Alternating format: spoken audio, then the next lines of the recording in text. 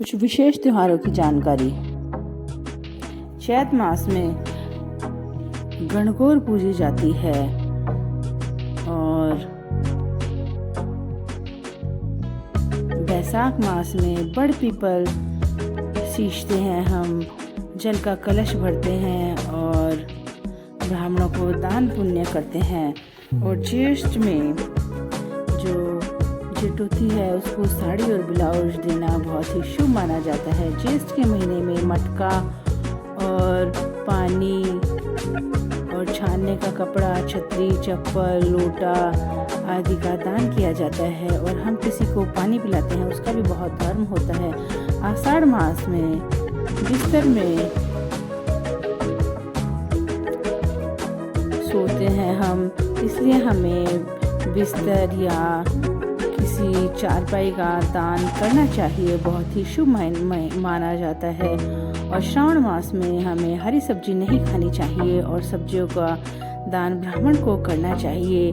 और जो भादवा का महीना होता है उसमें हमें दही नहीं खाना चाहिए और दही का जो कटोरा है वो हमें ब्राह्मण देवता को दान में देना चाहिए। आसोज माह में हमें खीर नहीं खानी चाहिए और हमें ब्राह्मण को खीर का दान भी करना चाहिए। कार्तिक मास में हमें कार्तिक का स्नान करना चाहिए और दाल और हींग, राई आदि हमें इस माह में नहीं खानी चाहिए और दाल और हींग आदि का दान हमें ब्राह्मण को करना चाहिए। और जो मंगसिर मास होता है उसमें हमें सिर नहीं नहाना चाहिए, मूंग नहीं खानी चाहिए, साबुन नहीं लगाना चाहिए, तेल भी नहीं लगाना चाहिए और हमें बाल्टी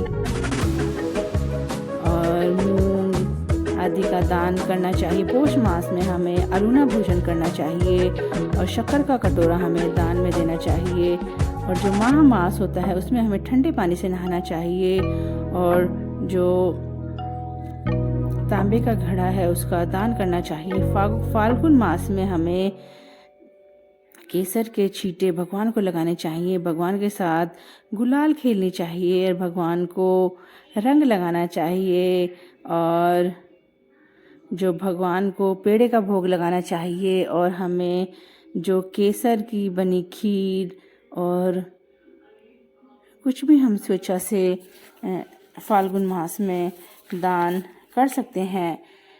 आज के वीडियो में हमने आपको यह सब इसलिए बताया है कि 12 महीने के जो व्रत त्यौहार होते हैं उसमें हमें क्या क्या नहीं खाना चाहिए और किस किन चीज़ों का हमें दान करना चाहिए।